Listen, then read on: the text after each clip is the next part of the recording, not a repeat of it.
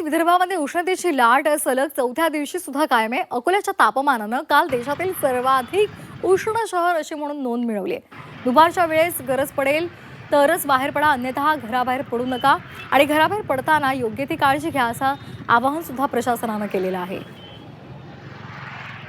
याचा आढावा घेतला आमचे प्रतिनिधी जयेश जगड यांनी. पाहुयात.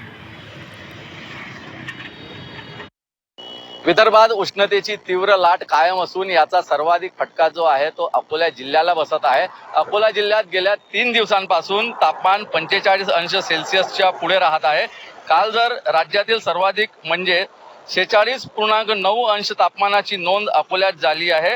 हे या मोसमातलं आतापर्यंत सर्वात अधिक तापमानाची नोंद आहे आणि फक्त हा अकोला जिल्हा पुरताच नव्हे तर देशातील सर्वाधिक तापमान असल्याचं नोंद झालेली आहे. आणि एप्रिल महिन्यातच तापमानाने 45 अंशाचा टप्पा गाठलेला आहे आणि त्यामुळे नागरिकही उष्णतेमुळे हैराण झालेले आहे.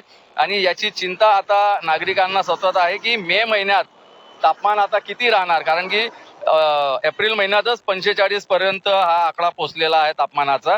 सध्या नागपूर हवामान खात्याने अकोल्याला येलो अलर्ट आज जाहीर केलेला आहे. त्यामुळे आज उष्णतेची लाट अधिक तीव्र होण्याची शक्यता वर्तवली जात आहे. वाढत्या तापमानाच्या पार्श्वभूमीवर जिल्हा प्रशासनाने देखील सतर्कतेचा इशारा दिलेला आहे. नागरिकांनी दुपारी 2 ते 4 12 ते 4 या वेळेत अत्यावश्यक कामाशिवाय बाहेर पडू नये असा सल्ला सुद्धा देण्यात आलेला आहे.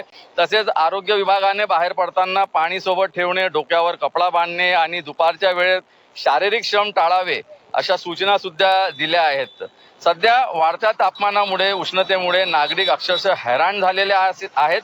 तर प्रत्येकानं स्वतःची आणि आपल्या कुटुंबाची काळजी घेणे आता तितकेच गरजेचे आहे. जय जगड, झी मीडिया, अकोला.